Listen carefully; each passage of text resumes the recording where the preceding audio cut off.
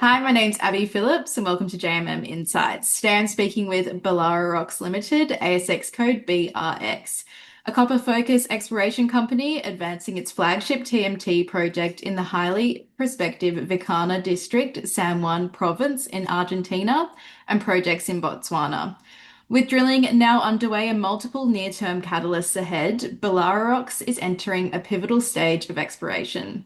Joining me today is Christopher Gale, Executive Director of Belararox. Chris, thank you for joining me.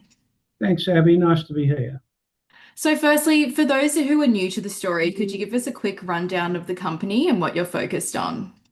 Well, obviously, as you just mentioned, there's two project areas and in two different jurisdictions, two different countries. The TMT project in San Juan province of Argentina. San Juan province itself is one of the probably the best mining province in Argentina and one of the best in the world. Highly prolific copper projects. We're in an area that has the Philo project, two or three other major projects, copper projects through there. We've got 320 square metres land holding. As I said earlier, it's a tier one address, but more importantly, we are drilling that project now. We're onto our fourth hole. We've finished the first three holes. And these are epithermal targets. We'll go into that a bit later. And Botswana, we're in Botswana, once again, a prolific copper belt through there. We're surrounded by MMG, Sandfire, and once again, we'll talk a little bit more about that. But two great copper districts, and we're really right in the throes of our drilling program now, so it's a great time to get on board. And Chris, you joined the company at an important period. What attracted you to the opportunity? I think, Abby, the first thing for me is copper itself. I think we just saw last night copper going through $6 a pound. It's probably at all-time highs. If you look at what's happening in the world and the narrative we're seeing around, electrification of the world, data centers, all need copper, and we think that copper is going to have a really good run this year. And the thing that really attracted me to Belararox was obviously the two great jurisdictions they were in, drilling, had permits drilling for copper, and fundamentally copper itself. We're all very bullish on copper. So that, and the team, the team at Belararox, the exploration team's led by Chris Blazer. I've spent a couple of months with him now. He's terrific mind and respective technical abilities to, I think, define and drill the right targets, which is also very important. People on board. And for those who are less familiar with the TMT project, how would you describe its significance within the portfolio?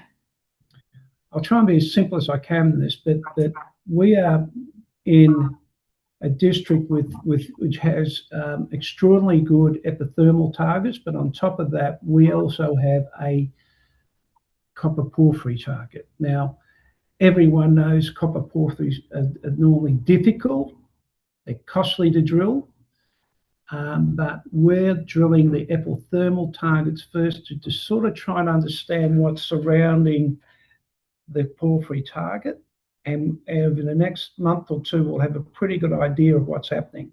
So that to me was one of the key reasons of joining the company, is that we all love a copper porphyry discovery, and I think the guys are really onto something there. And then recent work has led to a change in drilling focus. What was behind that decision and what does it mean for the company's near-term strategy? Look, when I first came in, the strategy was drilling a 2,000 metre, very expensive 2,000 metre hole right in the heart of the porphyry. I spoke to Chris and the team and thought that why not we put some shallower holes around that target and to the north of the target, because we actually had some very high gold and silver surface samples up to the north, which we've also drilled, just to get an understanding, firstly, of the ground, of the geology, and to give us a more informed decision before we drilled that 2,000 metre hole. So we'll move onto that that target. We will drill a 750-metre and 1,000-metre hole around the porphyry.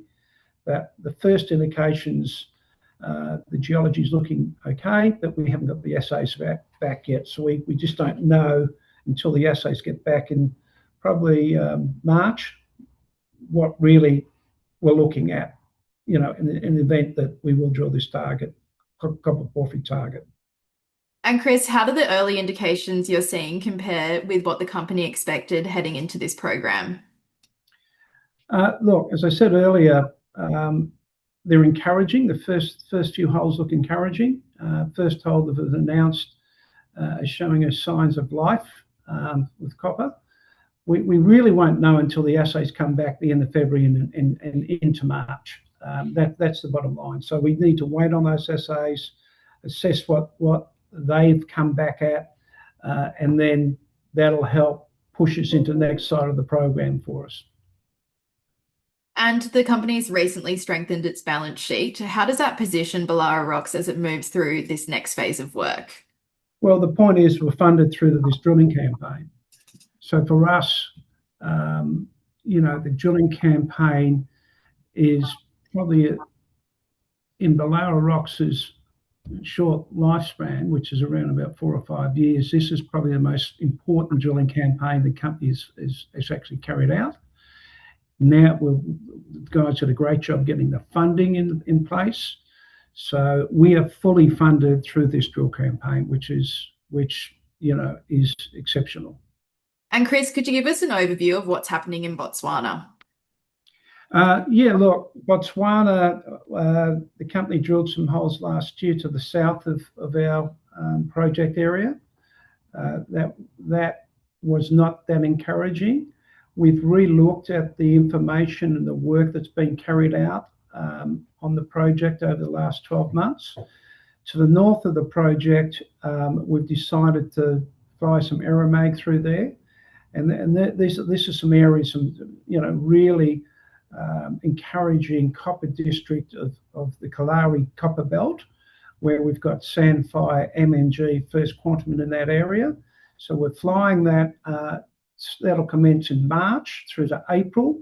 We'll start drilling that project April, May.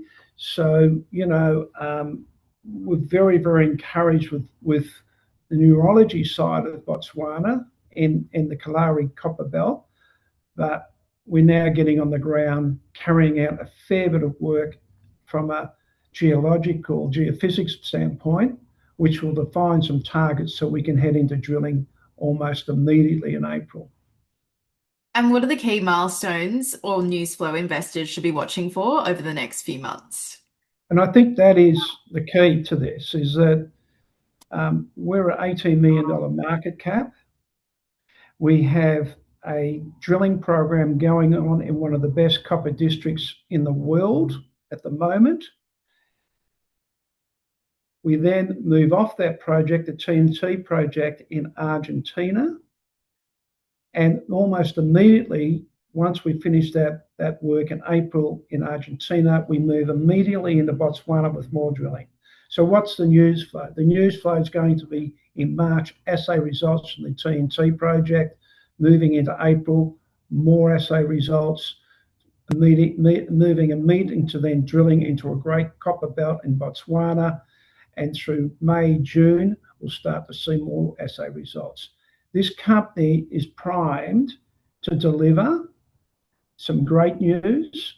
Obviously, it's got to come back to that drilling and the assays and what we find in the ground. But there's just a great, I think, time in this company's history to come up, make a discovery. And I think in copper this year, could see the valuation of the company grows quite significantly if we get the results. Chris, thank you so much for your time today. With drilling underway and multiple results pending, it's clearly an exciting period for Belararox. We look forward to following the company's progress. Thanks, Abbey. Thanks very much.